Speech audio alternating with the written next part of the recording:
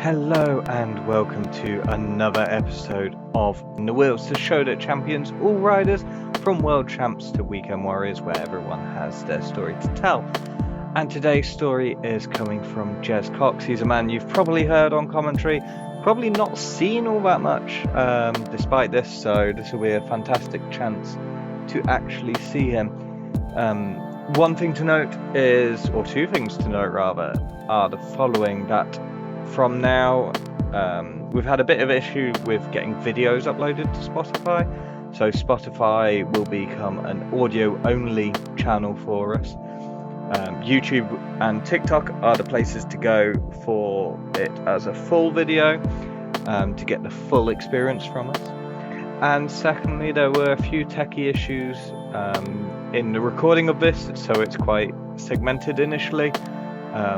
So apologies for that, but I hope you stick with it and enjoy the show.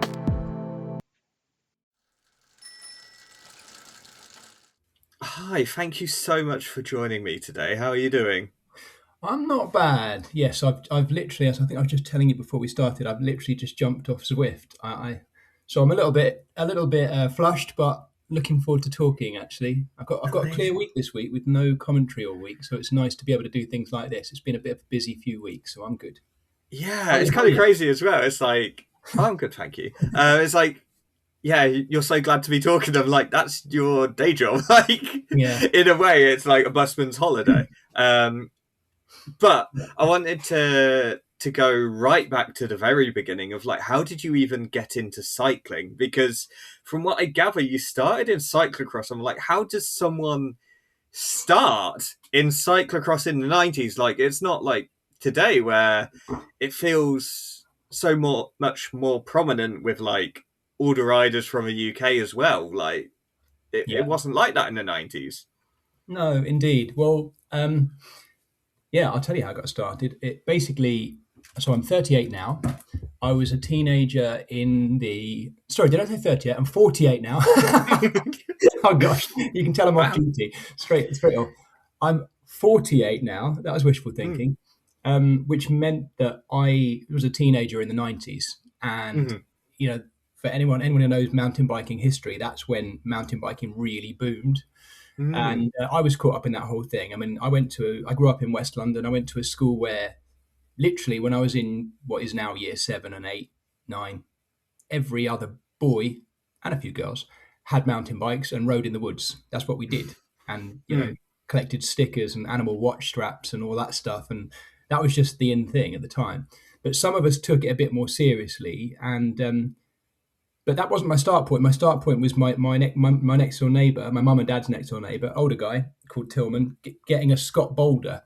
And he was really into his cycling, still is now, actually. He got a Scott Boulder and he put it out in the garden. He just cleaned it. It was new. And I looked over the fence and said, oh, that is lovely. He said, do you want to try it? And I hopped over the fence and started riding it. And about 2 hours later, I'd worn a figure of 8 into his garden. And he'd run me to it.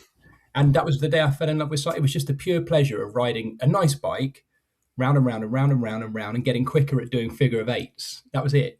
And and then I found a few more lads in my year who were really into it, and we just started riding in the woods every night after school, every weekend, all year round, and we just got into it. And then 2 or 3 of us then got more serious and got into wanting to race. We were watching anything we could find on videos and things that we'd pick up, and looking at Mountain Biking UK and magazines like that. We all wanted to be John Tomac and Ned Overend and these icons of the early years of mountain bike cross country. So we started to look locally about what we could do, and all we could find was the London Cyclocross League. And we're like, what's cyclocross? So we basically got our parents to drop us off at a couple of cyclocross races on our big hefty mountain bikes and just rode around them and started doing it. And that was it. And there were quite a lot of lads who turned up because they were the only races we could really get to. So we'd ride cyclocross on our kind of hack mountain bikes that we put together through newspaper round money and that sort of thing, and that's where it started. That was brilliant. That's crazy because it's also quite funny in a way that it's cycling and running, which seems to be a big theme throughout for you. But then I saw you did some racing in Europe on the road, which with Team MK, and how was that? Because Europe is a much different beast Yeah. to the UK in terms of racing. I've never had the fortune to race in Europe, but I know when I did like 3-4 and junior racing in the Yeah. UK, it's like it was just ridiculous because everyone just smashes the Yeah. ever loving out of each other, and whoever can even ride a bike at the end pretty much wins. Like, Yeah. but what was it like for you at that time to go and race I abroad? mean, so it's a, it's a, as you say, it's a big jump. My theory always is if you're going to swim in a swimming pool, you may as well swim up to the deep end at some point. And then you swim in the Mm, deep end for a bit. And when you come back to the shallow end, you realize how easy the shallow end is. And I mm, always say that, like, what's the, you may as well, go to that deep end and find out what it's like. And yeah, I mean, we skipped forward a fair bit, but I kind of started road racing in the UK and was pretty average, really. But I found a way to make myself useful to other people. So mm, I was part of a generation of riders that started to ride through the first ever under 23s category. In actual fact, in the UK, we used to have an under 21s national series. It became an under oh, 22s series, and then it became an under 23 series. And I was just lucky to be in that year group. And there were a lot of really good riders through there, like Charlie Regalius, Yanto mm, Barker, that era oh of, yeah. riders, guys who were my age, who Mm, then went on to the very top level.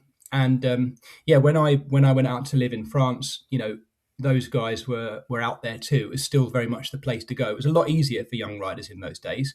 I mm. bought my mum's car off her, and Tom Rowan and I, my best friend, pretty much, we just drove out to France to the team we'd been allocated that we were going to, and that was it. And we just raced and Wow. raced and lived and raced and got I certainly got my head kicked in a lot, but I learnt a lot along the way as well. And I also learned, this is the crucial thing for me, I learnt how to make myself useful.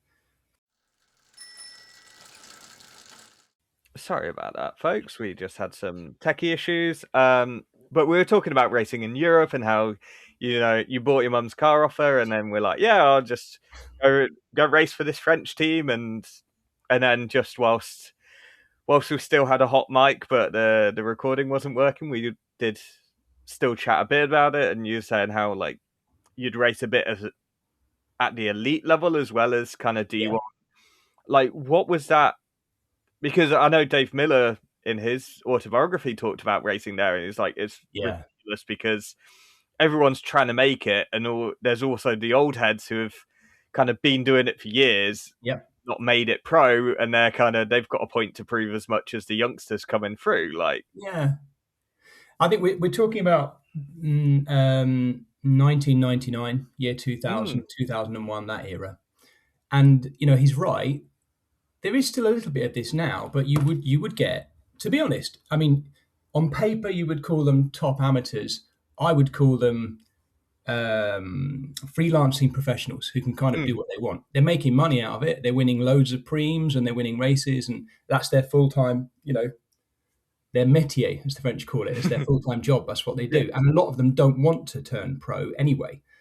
mm, But unfortunately, within that, particularly at that time, and I think from the riders I'm now in contact with that are doing that, particularly out in France now, things are much better. But at that time, I mean, right the way across France and actually into Belgium as well, um, it, it's not only tricky because of the level of racing, it's also tricky because of the kind of the merging of the interest of different riders. When I Mm, arrived in France, we were warned about the mafia, and you expect to see like blacked out windows and cars. It's nothing like that. It's collections of riders, often from different teams, who collude together about who should win what races. mm. You can work against it. You can try and work against it, and that was something that I witnessed regularly. But it's a tricky thing to do. In a way, actually, I'm a bit disconnected with that scene now, but it borrowed from the stuff that we often talk about when I'm now covering professional races for TV, which is the idea of learning the ropes, earning your place, gaining Hmm. the riders around you. So So yeah, we were talking about like amateur racing in France and how like yeah, there's a bit of I guess paying your dues and making it the hard way, and I guess some of the younger professionals miss that out because they go straight from they do the Remco Express and go Yeah, junior straight into World Tour. yeah. Like, do you think maybe, well, I don't know, is it contentious? Like, do you think it is better that they skip it or better that they don't skip it? Uh, wow. I mean, it really does depend. It depends where you're at in your Mm, racing. So I mean, I was, I would suggest blessed with uh, world-class resilience and determination to make the hmm most of myself, but extremely average physiological capacity. hmm Yeah. So, I was never going to be, in fact, all the people, if I think back to those early cyclocross races I was telling you about, hmm when I first rocked up, the person who was winning those was Roger Hammond. Oh, okay, yeah. But then beneath him, there were 5 or 6 juniors who were Mm, beating me all the time, and I would always come seventh or something. None of the really none of those 6 people ahead of me in those regular races I started doing were still racing by the age of 21, 22. mm, I, I was on a mission to find how to get the best out of myself and how to enable myself to live a life where I was always involved with cycling, whether that was racing, coaching, working in cycling, and what have you. hmm Um, I just completely fell in love with it on that day when I was riding figure of eights around my next door neighbour's garden. So it was just, to me, it was a non-negotiable. I will keep going, and I will find a way to make myself useful. mm, And that's kind of where I found myself when I was certainly when I was racing in France, and then when I was racing back in the UK. I would do my best to dedicate myself either to others or, and it used to annoy people, but quite often, particularly if I got into, say, a UCI race or a top elite race or something, I would almost certainly be in the first breakaway going. hmm And sometimes it worked. Sometimes the breakaway mm. would last and not get, it would get caught just before the finish and stuff like that. But I always knew, my thinking always was better to have done something like that than to have sat in and then get dropped from the lead group on the last climb and Yeah. finish 78th or something. So that was using my extremely modest physical talents to try and make myself, hopefully, and it was at times, more useful to a team than some riders who were far more gifted than I ever was or ever will be. Mm. Um, you know, like I say to you, I've just jumped off Zwift, where I'm just kind of trying to build some fitness back, racing in the B category. And it always reminds me of my physical. I have absolutely zero sprint whatsoever. I can't sprint at all for Mm. anything. And even now, at the age of 48 and not 38, I just found myself in a group of about 6 riders. We come to the finish, and I immediately thought, I know I'm going to come last in this sprint. That's not me talking myself out of it. I Yeah. just have no sprint. So we start doing it, and sure enough, I come last in the sprint. And I Mhm. was the same when I was 21. For some reason, I haven't got any kind of kick at the end of a race, and so often that would be a big problem for me. Yeah. So yeah, in cycling terms, I always look to make myself useful, make myself active in the first half of a race. Mm. But there's only so much of that you can do, and I also found myself thinking, you know what, I still don't think I've found what I can how I can really get the most out of myself. And also, I'm a fairly independent person. I'm happy to be a team player, but I found that you know I quite like relying on myself. If I fail, I want it to be my fault. Yeah. And I found, after 2 or 3 years of racing at the level I was racing at on the road, I started running a bit more in the winter, started doing a bit of duathlon, Mm. and suddenly I found a sport where basically you could race at elite level, you could do World Cups and World Championships and stuff, but there's no money in it. As a result, there was also very little, stroke any, doping in it, very little Mm. cheating because cheating tends to follow money, money hmm follows cheating, and I found a sport where I could keep getting better at things like improving my running, learning how to become more efficient, working on transitions, and I started winning doing that as well. And again, it was really a case of maximizing my physical limitations, and yeah, and I found a sport within triathlon that I really loved and spent about 10 years alongside building up my coaching and that kind of thing, racing in duathlon, which was actually brilliant. I really enjoyed it. It was Yeah, I mean, you got to number refreshing. one in the UK. Like that's certainly Yeah, maximizing the capabilities. Like, yeah. how hard did you find it to get there though? And like, was it harder to get there or harder to stay there? Oh gosh. At first, definitely harder to get there because I, Mm. I it was a quite big risk. I mean, we're talking about what I would say it was 2002, 2003, maybe 2003. I made the decision. I had an offer from a team in the north of France that was going to spend most of its time racing in Belgium. I'd gone and done quite a few crits and kermesses, omloops and things like that in Belgium with a couple of different teams, and it was definitely not my kind of thing at all. Way too scary, crashing left, right, and centre, sprinting in and out of corners. So I wasn't looking forward to it. And I started winning a couple of duathlons that winter, and a couple of people said to me, "Look, why don't you just focus on that?"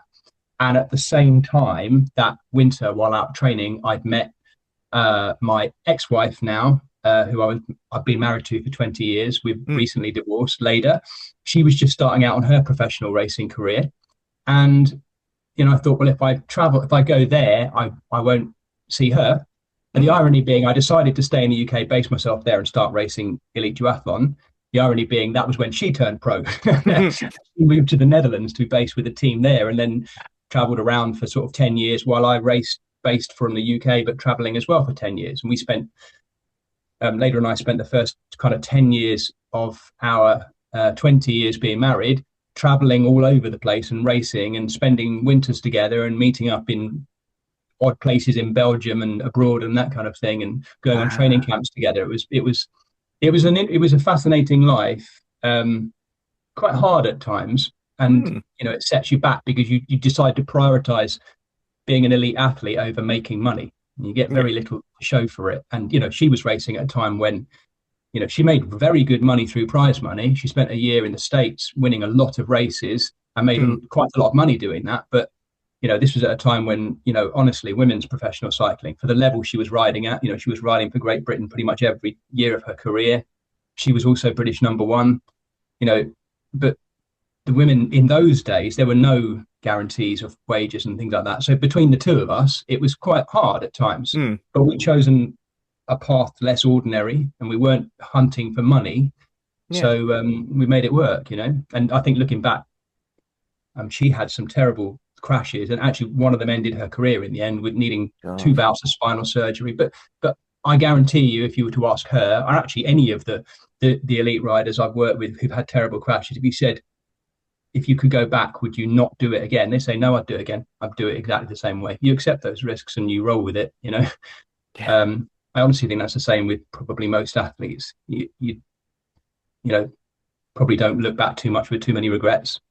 So so it was a really cool time, and it helped to inform, I guess.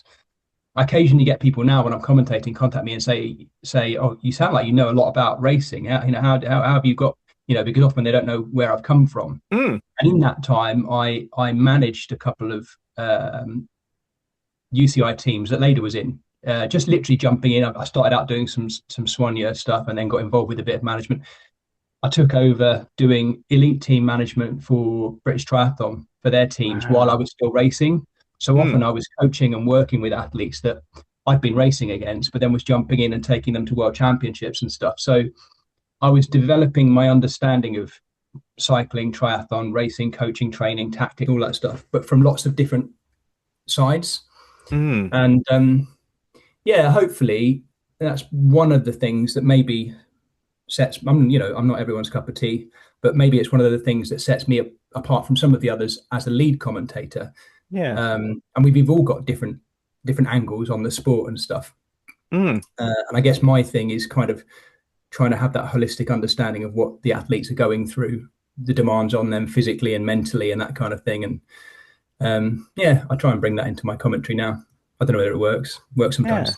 Well, funny you should mention that. I was going to ask, how did you get into commentary? But before that, I was going to ask, subsequent to that, a different question, which I'll ask this point, is how much do you pay attention to the sort of outside noise? Because we've seen it with even the Ashes, over the winter, Rob Hatch went from doing cycling to doing cricket. And I saw a lot on places like Twitter being oh, that cricket, that cycling guy's awful.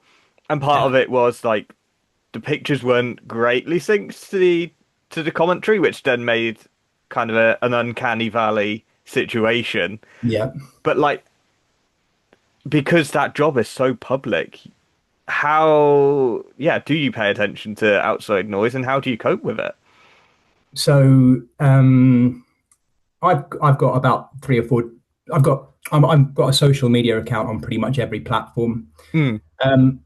I think because I haven't yet covered the Tour de France, I've got a very modest following, Hmm. unlike say Rob and Carlton. But basically, if you cover the Tour de France, suddenly you're like quadruple or whatever your viewership, because it's the biggest race in the world. Hmm. When I cover big classics and things like that, I find that I get a few more followers, a bit more interested on social media. And that's not how I measure my success, but it's often how I measure whether I'm reaching a new audience by covering certain races. And it's fascinating, that kind of thing, for me anyway. But I would be lying if I said that, those sometimes when you get comments or see comments from people who absolutely slate you, that it doesn't hurt, because you care about what you're doing. And sometimes it can be very personal. I think I'm quite lucky, maybe, in that, and I probably shouldn't say this because I'm setting myself up for failure, but I think I might be the slightly boring middle guy who doesn't upset too many people, but also isn't, loved by people. I mean, Carlton is a very good friend of mine. He's been really helpful with me, helping me out with advice and guidance, and he's brilliant, actually. Carlton Kirby, he is. He's a genuinely good guy and extremely helpful. And he is. You've only got to look around. He's one of those people that people either love or, there's a fair few people that just don't like him. And actually, sometimes that's a really good way to be. I think where I am in my career at the moment is I kind of sit in the middle a little bit. There'll always be people who don't like the fact that I'll go and talk about wildlife and animals and fish and rivers and that kind of thing. But then I get equally loads of comments saying, thank you so much for filling in some of the local history. I wish we knew more about that kind of thing. And, and I try and do my best with that. I also, I can go off on one and do tangents and talk. I have no problem talking for hours, as you can probably tell. So it's like, but I mean, I can remember when the first job I did for Eurosport, it was just Eurosport then in those days, would have been 2018. I kind of foolishly afterwards followed a few links and I wanted to gauge what people thought, because I had up until then I'd just been doing live finish line commentary at Tour of Britain, Women's Tour series, and that I hadn't done any television stuff. And the first comment I saw was something like, who's this posh, toff English kid? Sounds like he knows about cycling, but who the heck is he? Or something like that. Yeah, and then someone else, I don't know, he sounds rubbish to me. And then someone else was like, actually, I quite like it. And I thought, I looked at it and I thought, I'm not going to look at this anymore. I'm just going to leave it. There's no point in me looking at it, because if there's anything genuinely helpful, people can reach out to me and say it themselves. I have a policy that I don't even bother really reading or responding to somebody that doesn't use their real name. If they use their name and they say, I really hate your commentary, you waffle on all the time, talk rubbish, I'll read it. And often I'll reply and say, look, I'm really sorry, I can't please everyone. Yeah. If I could please everyone, it would be, well, I don't know, it'd be the most bland thing, because I'd be desperately trying to mention all the things that everyone likes. You can't do that. So I just carry on being me, and I certainly don't look at forums, because forums are the place where people really do just so polarized. I hate this guy. I love that woman. She's brilliant. He's rubbish. There's just no point in looking at it. It's not going to make me any better. It's not going to help me improve. And that's what I want to do. I've just covered this weekend the two French classics, Ardèche and Drôme, and with Brian Smith, who I do a lot of work with. And a gentleman reached out to me. I won't say who it was, but it was interesting. He reached out to me, very polite. He said, I really enjoy your commentary, but would you stop saying overlap when you mean overtake? It's annoying. Okay. Apparently, I think sometimes I can say it, you can just see him overlapping with, and I think his take was, no, you should be saying overtake. And I read it and I think, all right, I hadn't thought of that. And it might creep into my commentary, that might change it, but I just can't, that's the way I speak. And you can't please everyone. Actually, it was a very nice email, but I think as I've done it longer, I've realized, don't try and please everyone. Be yourself. Yeah. And, if there's enough, if you do get loads of angry people, eventually you'll be taken off air and you won't do it anymore. And I seem to be still getting more work and being offered more work with other people. And I, 90% of my work is with Warner Brothers Discovery anyway. So just carry on improving. I always say if it's genuinely something that I'm think people think I'm getting wrong, I'm always happy for people to reach out. Yeah. But accept that I cannot please everyone. That's the way it goes. Yeah, yeah, definitely. And like th there's so much about commentary I want to unpack of like, do you prefer being just on your own? Do you prefer having someone to bounce off? Because like they don't both situations bring their own challenges and Yeah, bring their own advantages. But how does it sit for you? that's a really good. I like both. I'm not going to lie. I do sometimes. When I do commentary by myself, all right, it's easier. It's Mhm. much easier by myself. But that's me. Everyone's different. Some people need someone else to bounce off more. To me, it's a completely different experience. So I'll give you an example. My next live on air gig is I'm covering the Tour de Taiwan, as it's called. Mhm. It's the Tour of Taiwan, but it's Yeah, called the Tour de Taiwan. Again, I do it most years actually, but I'm doing it by myself every day for 5 or 6 days or something. And it's only about an hour and a half. I cover the last hour and a half of the racing just by myself. So I could figure out who all the riders are. Lots of Asia Tour riders that I might not know the names of. yeah. Lots of very long names, particularly the riders from Thailand, things like that. I've got to get my head around. But I'm doing that by myself, which means I can just manage my whole thing in my own booth. I keep the flow of the conversation going. When I'm with someone else, we can bat things between us a little bit more. But because I'm the lead commentator, I've still got to think about where we're going with things. So Mhm. for me, my prep is all done on paper. And on the back of my prep sheet, where I've got notes on things, I'll have a list of topics to work through with my co-commentator if we need them. Yeah. So, like I say, at the weekend, I was with Brian Smith, and honestly, like Saturday's race with what Paul Sexas did, we didn't really need to go to any of those topics. We were just following the race and talking about it. But sometimes, you know what it's like. You can have a long day where very little's happening, and I'll say, "Hey, Brian, I noticed in the cycling news recently there was something about. What's your Mhm. take on that?" And we have a conversation about it, and it's off Yeah, yeah. race topic. And I Mhm. know some people don't like that, but we're trying to fill in the holistic picture of what the cycling world is like at any one time. Or we might go well off topic and I'll talk a bit about the wine that's in the area and ask Brian whether he's ever tried it. And he says no, and we have a conversation about that, you know? Mhm. Um, but no, but then that same week, I'll do Tour de Taiwan all week. And then on the Saturday, I'm covering Milan San Remo for Mhm. Eurosport. But because we're doing the whole thing from gun to tape and it's Yeah. whatever it is, crazy long, there's two rotating teams of commentators. So there's me, I won't say who they are yet, but me and someone else, and another Mhm. lead commentator and someone else, and we swap, swap, swap, swap. To be honest, I prefer not to do that because I get into the flow and then I sit back and then I want to keep going. And then you get back in there again, and you've got to sit and watch it anyway. Otherwise, you might miss what happens in that hour and a half that you're swapping around. Um, so, but the conversation's always good. And quite often when we cover those big races like Milan San Remo, we'll get a bit of an overlap of the co-commentators. So, we'll chat Mhm. amongst us on air. And I think it often makes for a better experience because we might have arguments, which is always a good Mhm. thing. We disagree on things or we, bring up things that we might have not spotted. Yeah. So yeah, I do like that. That's one of those that I do in the studio in London. Mhm. Most of my commentary actually I do from my home booth in St Albans in Hertfordshire. Got it built into the garden. Wow. So yeah, it's got its own broadband line that goes in, high speed broadband. It's got no windows. It's even the floor is soundproof. The walls, the ceiling are soundproof. Wow. It can rain. You can have a thunderstorm outside and you won't hear it on air, or at least I don't think you hear it on air. And yeah, it's just a completely dedicated sort of small garden office commentary booth, and I can do everything in there. I did the whole of the tour down under Wow. this year from in there and everything in the night. And it's a yeah that's the product of post COVID, because during that COVID Mm. year, some races still happened. We all had to carry on doing it, Yeah. but we were just immediately having to, as an organization, you know, Warner Brothers Discovery had to quickly learn how to enable us all to do remote commentary. Some people were doing it already, but suddenly everything went remote. So Yeah, of figuring out course. the link up, and it was Mm. tricky at first. Um, I think it works pretty well now. Every now and again, we get a few issues, but that's technology for you, Mm. as you know. Yeah. So again, there's so many things I want to Go for it. sort of touch on.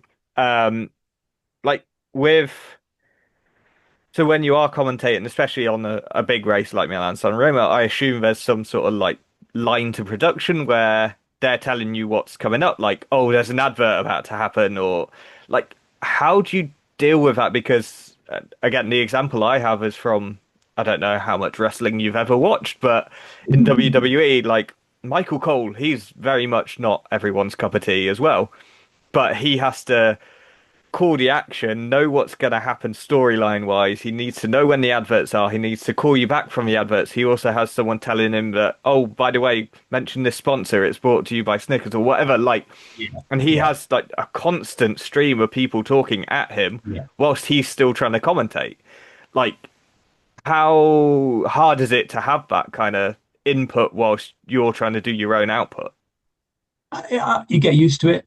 Mm. I'm really used to it now. I've just come from covering the curling for 2.5 weeks at the Winter Olympics for TNT and Eurosport and HBO Max. So it's kind of all over the place.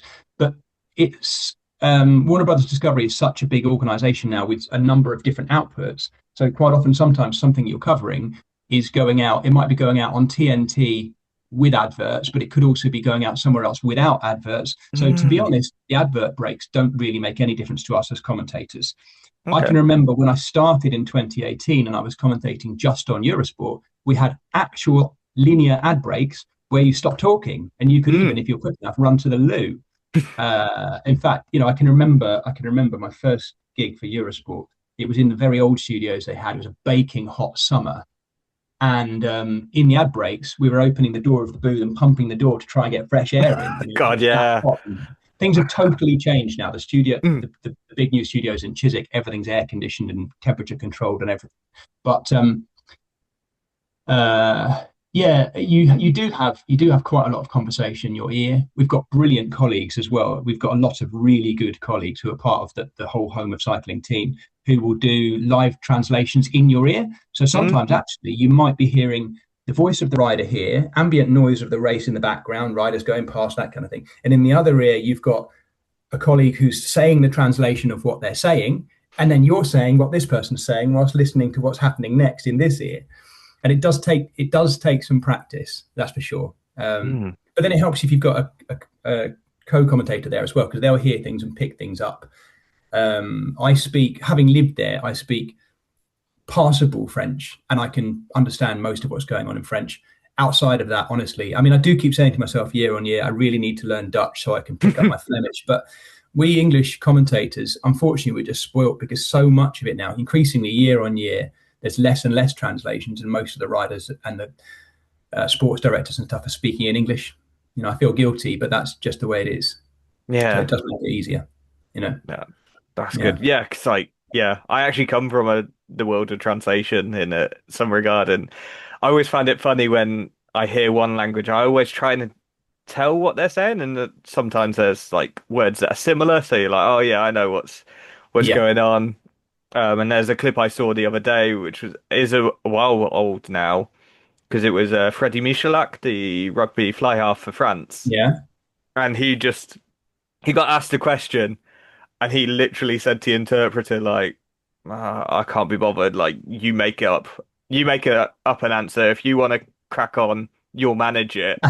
And then the interpreter seemingly translates that, but just gives like a stock response about like how the team played. And it's really funny, like, because I knew enough French that I knew that whatever he was saying was not matching up. Yeah. But obviously TNT and Eurosport have always been really hot on that and always give good kind of translations, as far as I can tell. I can't speak every language, but most of it seems pretty good. So.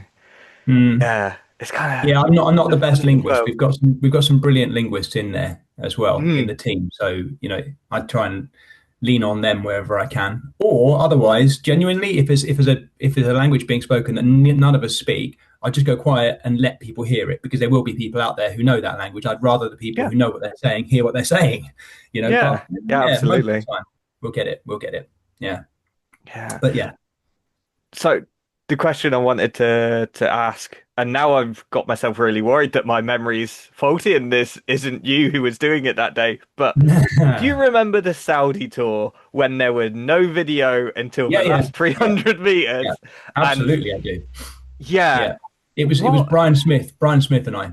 Yeah, Yeah, because yeah, I remember it was just nothing, and then yeah. the riders were there, and I think Phillipson won. If I had to I think it guess. was no, I think it was Caleb Ewan. Oh, was it? Yeah, I God. think it was. Well, Yeah. I did. Peter, I'm absolutely certain it was Caleb Ewan because well, it was the only thing we saw all day. Yeah, that's true. Yeah. No, to make it worse, I mean, to be honest, like Smithy and I get on really well.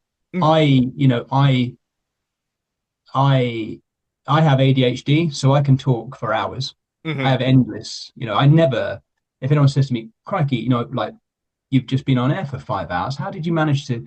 So my job is to make sure it's interesting. But in terms of flow of thoughts in my head, my brain will keep going forever. I have no problem with that. If I can harness it when I get it right, like I always say to anyone who's neurodiverse, neurodivergence can be a real superpower used Yeah. in the right way. But I have to learn to rein it in. So if I love cycling, so I try not to get too excited.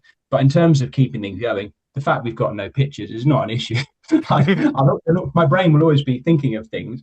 Plus, to be honest, Peter, as well, as I say, I write everything down. So I've got piles of notes from every race I've ever done. I always keep them all. But Mhm. I'm not joking. I do my prep sheets assuming we'll have no pictures. I've always done that. So I've got Ah, so much stuff we could be picking on and using. I know that I've got something wrong if we finish the broadcast and I've used up over 3/4 of the stuff I was going to use, because that meant I didn't leave myself enough room. You mm. know, it's always have lots of stuff to be picking up and using and talking about and topics to go with. And actually, that was the first ever edition, I think, of the Saudi tour. I think that was the first Yeah. stage of the first ever edition. I've covered Mm. most of the editions of it, becoming a Lula tour and stuff.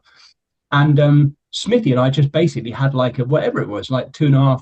We didn't cover the whole race. I think we started a little bit after it had started, but soon Mhm. realised we weren't getting pictures. And we did maybe 2.5 hours of just us chatting. And then they started doing some kids' races on the finishing line. And I was like, all right, we've got some cycling. I mean, I'm talking literally little children on some Yeah. of them on balance bikes. And they were doing these kind of head-to-head races. And one of the poor kids had a crash and sort of rolled over the top of the bike. And because we hadn't done anything for so long, I found myself commentating on that, Mhm. critiquing the little lad's technique and how he'd managed to crash. And I did pinch myself for a second. I thought, what are we doing here? What are we doing? Yeah. And it all went quiet. And I'm absolutely certain it was Caleb Ewan came bursting round the final course. It wasn't even a long finishing straight. It was a No. curve and then about, I don't know, 200 meters. And I think Caleb Ewan was already leading. So we were like, here they come. There's the last of the leading motorbikes. There's the first rider. It's Caleb Ewan. And he was across the line. And that Yeah. was it. That's all we did. So always ready, always have to be. I mean, I've also had others. What was the race? Maybe could have been, I don't know, it was either Tour of Poland or Tour of Hungary about 2 or 3 years ago. We had one of those neutralized stages where the Mm. riders decided to just ride as a block all the way through. And we covered that all the way through. Yeah. It was a rectangle of cyclists riding together. But it gave us a chance to do things we don't normally do, like to actually go through the start list and look at the full complement of teams and Mm. talk about the riders that have come in and come out that year. And so we will have lost some viewers during that time, obviously, Oh, but yeah. you roll with it and always be ready. Always be ready to have nothing. I learned that very early on. So yeah, Yeah. Yeah, because yeah, I was going to ask, and perhaps my own biases show here, but like, if there's a race with a long solo, like you had with Paul at the weekend, like, for me and how I'm wired, like, I would find that really difficult because, like, and it's a bit of a mean joke, but I say, like, oh, Tadej attacking just reminds me that I've got laundry to do or something because it's like, it's such a foregone yeah, conclusion by that point that you're like, well, he's attacked. He's done this enough times that he can't blow up, really. Like, nothing can go wrong. He's won. Might as well crack on yeah, with my day and get on with things rather than yeah, sit and watch cycling all day. But, like, yeah. do you dread a long solo in a race or do you go, actually, no, this will be interesting? Not really. It does depend who it is. Hmm. It does depend who it is. It I mean, like, I don't worry too much about these things anymore, but suddenly it takes the pressure off Okay. getting the finish wrong. You know, it all comes back together as a sprint, and a rider pops up. You've got no idea, but there's no one even from that team, and suddenly they win. You know, it's happened to me very, very rarely. But I don't like getting finishes wrong. I want to make sure I've got, you know, spotted the. I mean, even Sunday's finish of the Drome Classic, I thought I could spot Scaroni coming through, but it wasn't Scaroni because we're looking down from a helicopter shot. And I try and get everything. I want to get things right. We all do, you know. So at least when you've got a long solo leader, you then go, right, not going to get anything wrong here now. We know who's going to win. So then you start to focus on the things behind that, what the other teams are doing, what the riders are doing. You look ahead to what is Paul Sexas doing next. So Smithy and I started having quite a long conversation about the fact that Strade Bianche this weekend is his next race. That's interesting. And then you look forward to where he's going next. We have the big conversation about, it gives us a chance to unpack him and his position as a teenager within the sport now. And you've got plenty of calm time to do that. Whereas Sunday's race, the Drome Classic, I don't know if you saw it or people listening saw it, but it was a constant rolling attacks going, or the different group goes and comes back and getting caught. And actually in that time, I'd written a whole load of sheet of things we could be looking at, talking about topics. Really didn't touch any of it because it was constantly changing. So then you just literally, you do what the Americans call play-by-play commentary. You are literally just talking through what's actually happening. Don't need to go anywhere else with anything. No, it's interesting. I don't really dread that. It does depend who it is. If you had, you know, a lesser known, but even then, if you had a lesser known rider from a third division team, it gives you a chance to unpack where he's come from or she. What the team are doing, where the team have come from, what's their history, and that kind of thing. And some of that is through knowledge, some of it's through me asking the co-commentator, some of it's through prep, and a lot of the time, quite a lot of it's from Pro Cycling Stats. You know, Pro Cycling Stats is so accessible and useful. When you know how to use it, particularly if you're a pro user, you can just be looking at it and using things that aids the conversation while you're going. You know, because there'll always be a rider who pops in. I have no idea where have they come from. They were riding at club level last year. You know, we had a conversation at the weekend about riders dropping out of the pro ranks into amateur racing and then coming back again. So, but I would only know that about that rider, you know, because they're fairly new or young, if I look on Pro Cycling Stats and see that they were riding for a club lot, and it starts a conversation that Brian and I or whoever the co-commentator can have. The guys at PCS, honestly, they're brilliant at what they do. I know some people absolutely love them, others sort of have an issue. But I tell you, honestly, from a commentator's perspective, and I think fans of the sport perspective, it's so accessible and so incredibly useful. For me in particular, I find it, you know, invaluable. Fair enough. I'm quite conscious of time because I've been given the reminder now of how little time we have left. So one kind of key question: if you could, and potentially start your career again, like, what would be your dream race to win, and what would be your dream race to call? Oh my goodness me! Wow. Oh gosh.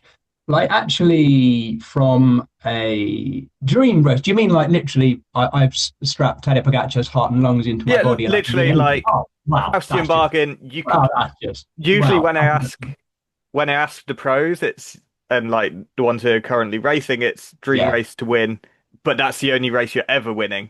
No, you can get podiums, but you're never winning another ring. Again, that doesn't really translate well for dream race to call and commentate on, because like you just do one commentary gig and that's it. Like, you'd be untested. You know, but I would say, this is going to sound ridiculous because, as I've said, and I'm just in case anyone clips this up and goes, listen to what he said, he's got delusions of, you know, I was born with extremely small lungs and heart. I just learned how to make the most of them, right? So this is total pie in the sky. But you know what it would be, Peter, if I think about it? It wouldn't be duathlon or triathlon related, actually. It would be, if I could win anything, I would win Flèche Wallonne on the Mur de Huy, but in a special year where, as happens sometimes, that's become the World Road Race course. Okay. So it's October, the Flèche Wallonne did or didn't happen that year, and the course is being used as the world's course. Hit the bottom with a group of like 50 people together and rip away from everyone and win the rainbow jersey on that climb. I think that would be mega. In actual fact, I think that should happen. I'd love to see it. Nothing to do with me, but I think we should make more classics, just the World Championships one year. Like, how they do in cyclocross, where like Yeah. Hoogerheide is the world champs, or Hust, or Yeah. wherever Well, I else. mean, this year we've got the long running Grand Prix Montreal or Mm, Montreal is going to be the world championship. So that in itself is interesting. I don't think they're changing the course very much. I covered it for TV last year, and it's pretty much was a dress rehearsal for what they're going to do for the world championships. So wow. yeah, it does happen, but I know what you mean. Really Mm, big European classics becoming a world championship. I mean, yeah. I've never heard anyone suggest use Paris-Roubaix and run that as the world champ. I don't, to be honest, you don't need to, because I think for a lot of cycling fans, a world championship on that course wouldn't be as big as Paris-Roubaix. Yeah. It's like when we have a Tour de France Paris-Roubaix stage. Is that bigger and more important than Paris-Roubaix? No. Mm. I mean, to a lot of classics fans, it isn't. To a hardcore Tour de France fan, you say, no, it's the Tour de France. Of course it is. But yeah, I think there's a point at which you could do it, but it just wouldn't work. Yeah. And then the flip side is what would be your dream race to commentate on then, if you could pick anything? And again, no limits. You could do, it could be doing the downhill that they do on Red Bull, where it's like going through people's houses or whatever in urban cities, or whatever you want. Do you know what? This is really random. There's two. One is very simple from a cycling perspective. I've been very lucky. I've commentated on quite a lot of world championships now, Europeans, most of the big classics. I'm really blessed in that respect, but I haven't commentated on the Tour de France, and that's what I want to do. It's real simple. I've been really clear about that since I started commentating, is that I want to get to my first Tour de France, and I want to do a Grand Tour. And actually, I haven't actually covered. Every year I do things. I cover things like like in a few weeks' time, I'll be doing the team's presentation for the Giro. So technically I'm working on the Giro, but it's just one day. So I am, I'm still waiting to cover my first Grand Tour, and I want to get to covering the Tour de France. I've been really open about that from the beginning. It was my first thing I fell in love with cycling-wise, road cycling-wise, was watching Channel 4 coverage of the Tour de France, half an hour every night with Phil Liggett and Paul Sherwin. And since then, Phil Liggett himself has been a real help to me. He's given me a lot of advice. He's another fellow Hertfordshire man like I am. And do you know what the other one is? Go on. Totally off topic. Red Bull Soapbox. Oh, yeah. Because I like the carnage, and I like the funny stuff and the crazy things. They're two totally different things. But if you could ask me if in my final year of commentating, I'd love to do a Tour de France and Red Bull Soapbox. Yeah. Totally amazing. Different, but so much fun. So much fun. Yeah. So that's that. Wow. Well, see where it goes. Yeah, that is pretty much all we have time for. I will make sure links to your social media is in the show notes. And yeah, all that's left for me to say is thank you so much. Thank you. I enjoyed it. Cheers, Peter. Well, there you go. I hope you enjoyed me chatting with Jez.